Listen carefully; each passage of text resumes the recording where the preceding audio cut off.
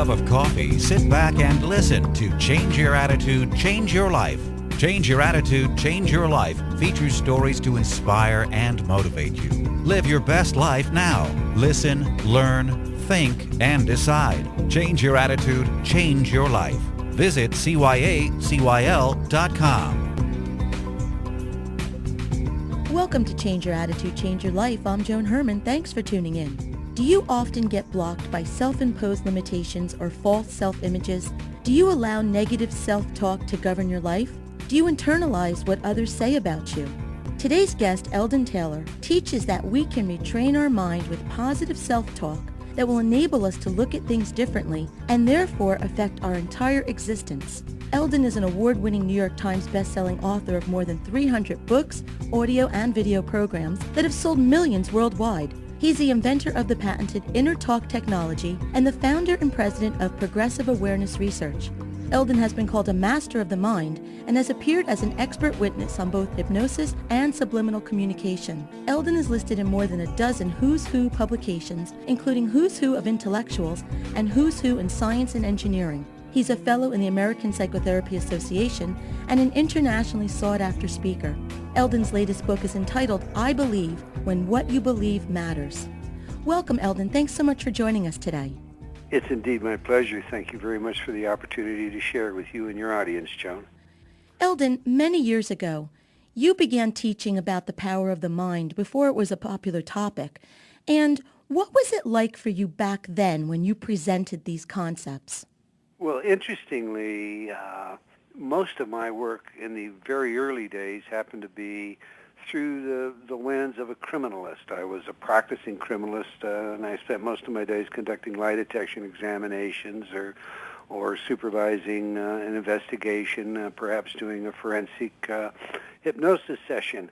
And it was because of my work there that a friend of mine approached me from the Utah State Prison and asked if we couldn't use some of the technologies and some of the ideas that I was working on to rehabilitate inmates, lower the hostility and the aggression that was involved in a prison setting, and like I say, and perhaps somehow interrupt the recidivity rate.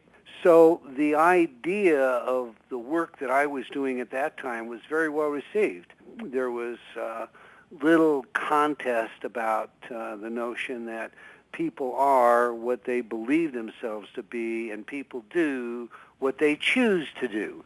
In fact, I used to say, and I would still argue, all behavior is behavior of choice, albeit in many instances, the choice is a programmed choice coming out of our unconscious. And so, in answer to your question, I found very little resistance to the initial ideas.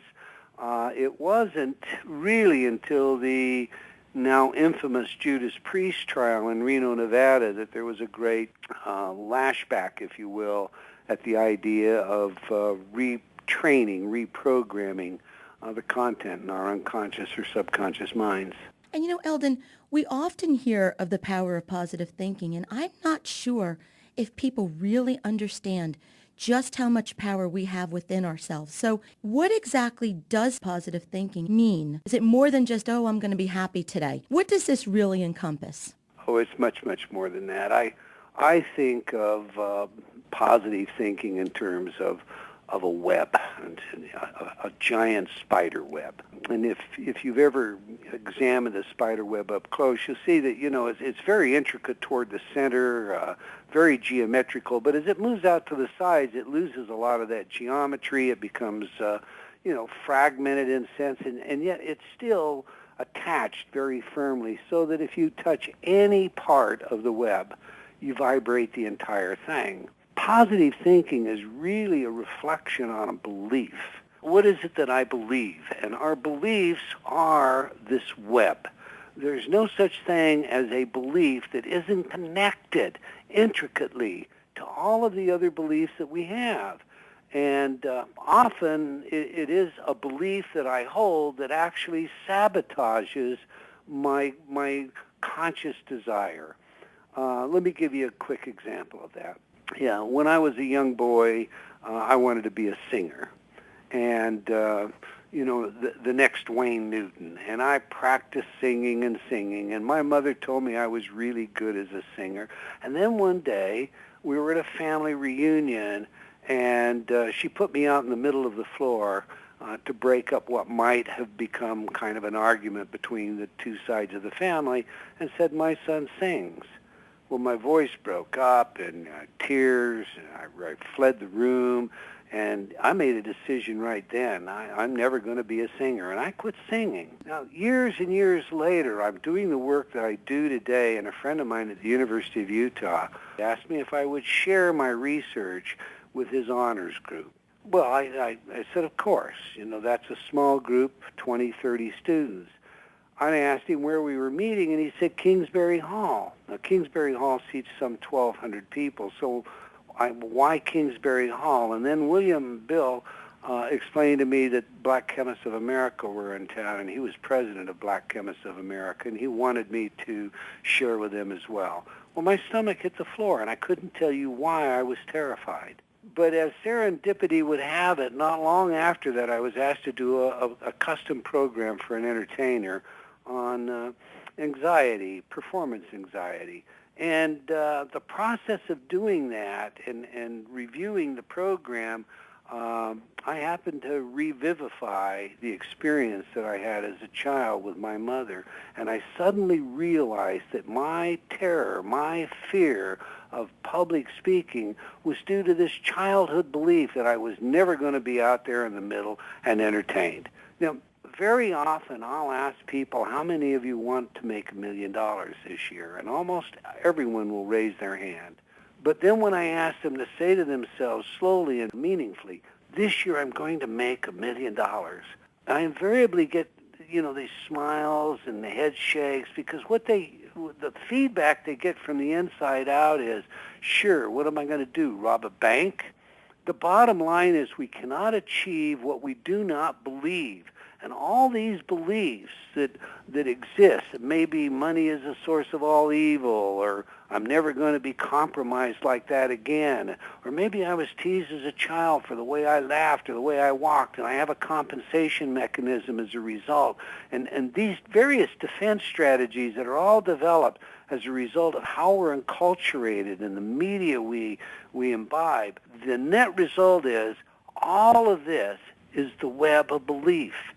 And again, I can choose consciously that I want to do something, but if there is a belief that exists in that web that challenges that, it invariably will win. Years ago, in the early 50s, Benjamin Libet did some work with cortical evoked potential and showed us that when we have a conscious thought, it is originated in the unconscious milliseconds before. But today now, with modern technology, using fMRI, a technician, honestly, Joan, a technician can watch you make a decision and know as much as 6 seconds in advance of your decision what you're going to decide. Now, understand that. You're in a tube and you're being asked to choose this on the right or this on the left. Push the button on the right or push the button in your left hand. And while you're processing that information, this technician watches your brain, knows what you're going to decide, which one you're going to push, in some instances, in as much as 6 seconds before you push it. That's incredible to most people to understand, that the decisions coming out of your unconscious are made that much in advance of your conscious action, your conscious choices, that a technician watching the brain could know before you know. So, Eldon, if we're operating primarily from our subconscious mind, how can we retrain if we're not even aware of what's happening? And how do we tap into this power? That's the $64,000 question. Obviously, there are lots of things that we can do. New research shows us that just mindfulness meditation training can change our brain structure in as little as 8 weeks. But the most important things, step by step, what we have to do is become first aware of our own inner talk. This conversation that goes on that is constantly telling me what I genuinely believe. When I say, I'm good, I love life, do I hear things come back from the inside that say, sure, what do you mean by good? Do you remember when? We need to pay attention to that. We then need to pay attention to what it is that we put into our mind. We need to select that. So we first become very mindful of how what our mental life is really saying to us, what is really going on, what it is that we're telling ourselves over and over again. We then have to change what it is that we're putting into the mind so that we begin to train it to tell us the kinds of things that we want it to tell us. One of the advantages to the InnerTalk technology is precisely that by using a dichotically masked technology, it bypasses critical awareness. So you begin, as with Subliminal, you begin to tell yourself things at an unconscious level that the conscious mind can't discriminate or fight against or argue with or somehow mediate, so that that language from the inside out begins to be supportive. It begins to be you telling yourself, I am good, I love life, life is wonderful. But then it's even more complicated than that. People really want, here it is, give me the quick fix. And I'm going to tell you, Joan, there isn't a quick fix. If it took you 50 years to own that part of what's in your unconscious, then it won't take 50 years to get it out, but you're not going to get it out in 5 minutes. What really has to be done is I have to become totally aware of how I'm processing all the information around me. As I said in the beginning, all of these beliefs intricately connect one to another. Eldon, we need to take a break at this point. We'll let our listeners think about that for a moment. This is Change Your Attitude, Change Your Life. Stay with us. We'll be right back. Change Your Attitude, Change Your Life now has a free monthly digital magazine that can be read online or emailed to your inbox. Each month, nationally recognized leaders in their field provide the information that you need to inspire and motivate you. We believe in a holistic approach to life, incorporating mind, body, and spirit. As philosopher Francis Bacon said, knowledge is power. Use the wisdom provided in the publication and apply it to your everyday life. Visit CYACYL.com for more information or to begin your free subscription. That's CYACYL.com. Welcome back to Change Your Attitude, Change Your Life. I'm Joan Herman, and our guest today is New York Times bestselling author and speaker, Eldon Taylor. Eldon's latest book is entitled, I Believe When What You Believe Matters. Eldon, there's a story that you shared in your book, and I actually found it extremely fascinating when you spoke of people with multiple personalities and how each person, when they would switch from personality to personality, that person would then embody different physical traits or characteristics. For example, one person would have normal blood sugar, and when they made an internal switch, the person then became hypoglycemic or eye color changed. How is that possible? Well, when I went to school, Joan, the answer is it's not possible. Mm-hmm. DNA is hardwired. Of course, I'm dating myself. With epigenetics, we now know that belief does impact the DNA molecule. Here's the real question. What is it that happens when personalities shift? In A personalities, you say your eye color is brown, and another it's blue. There's even instances where someone has a tumor on their arm the size of a baseball, and it disappears. Snap your fingers when that personality change. What happens? Well, what really happens is who you believe yourself to be changes. That's what really happens in a personality. The reason I tell some of those stories and many others, and in fact we'll spend a minute on them, is most people do not understand the impact belief has on their lives. It isn't just do they believe they could be successful and be another Bill Gates, and that's a pretty large impact, but it's also their health, their longevity. Indeed, David Phillips at UC San Diego a few years ago decided that he was going to evaluate the impact of belief on life. And to do that, he decided to go to China and look at a longitudinal study looking into history, because largely the Chinese people historically committed a great deal of belief to their astrological system. And their astrological system doesn't just tell a person the sign they're born under, but tells them what their vocation will be and what they'll die of. So if you're born under a given sign, perhaps it says you'll die of cancer. Another sign, perhaps it's cardio disease, okay? Cardiac disease, there, we'll get it out. At any rate, what David Phillips discovered was indeed what the hypothesis suggested. Because of the vested belief, if you were born under a given sign that indicated you would die of cancer, that's exactly what you died of. If you were born under a sign that you would live a long life and go in your sleep, it didn't matter if you smoked, you drank, it didn't seem to matter what you did, that's precisely what happened. The power of belief. You know, everybody knows about the so-called placebo effect. And we used to think, Joan, the placebo was maybe 20-25% effective. But research on placebo now tells us, 20 or 25% may be accurate if it's a plain white pill without anything on it, However, if we put a fancy initial on that white pill, it increases, its power increases. If instead of a pill it's a capsule, the power increases still again. If it's a fancy colored, larger capsule, the power still increases. If it comes in a real fancy gilded box, well, the power still even increases. So in other words, there's something in our belief system, our expectation, that equates value to power. And as the appearance of the placebo itself, we respond giving it greater power. There are many instances of epidemic, sociogenic, mass hysteria attacks. In fact, as you know, in New York, there was a recent instance where some medical experts believed that what these young people were experiencing was exactly that, a mass hysteria.